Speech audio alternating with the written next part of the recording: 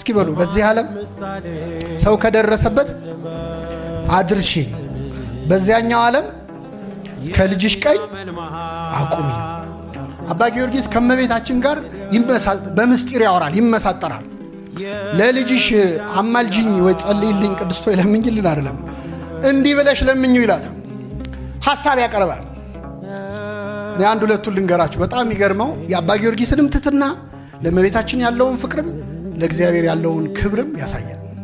ለምሳሌ ለልጅሽ እንደዚህ በይው፣ ከዚህ ወራዳ ትቢያ ጋር ለምን ትከራከራለህ? ዝም ብለህ ብትምረው አይሻልም?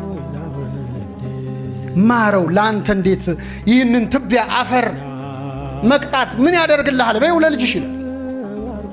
በከመ ልማድኪ በሊ ለፍሬ ከርስኪ ካህሊ ደግሞ ይላል አይደል?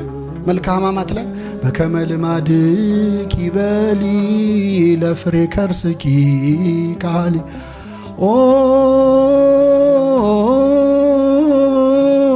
ሩህ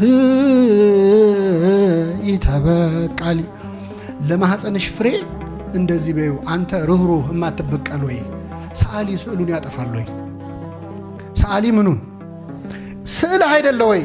በአርአያ በአምሳሌ ሳልከው የሰራው አንተ አይደለ ወይ? አሁን እንዴት ስዕል ላይ ትጨክናለህ? ሰዓሊ የተጠበበበት ላይ ስዕል ላይ ይጨክናል? አይጨክንም። ስለዚህ ሁሉን ቻይ ለሆነው ለልጅሽ እንደዚህ በይው። ሰዓሊ ስዕሉን ያጠፋል ወይ? እባክህ ይህን ስዕልህን አታጥፍ በይው ይላል። ልጅሽ በደሙ የዋጀኝን ልጅሽን እንዲህ በይው ለልጅሽ። ሰው እንዴት በውድ ዋጋ የገዛውን ነገር ይጥላል ብለሽ ንገሪው ለልጅሽ። በደሙ አይደለው የገዛኝ፣ ለእኔ አይደለው ደሙን ያፈሰሰው።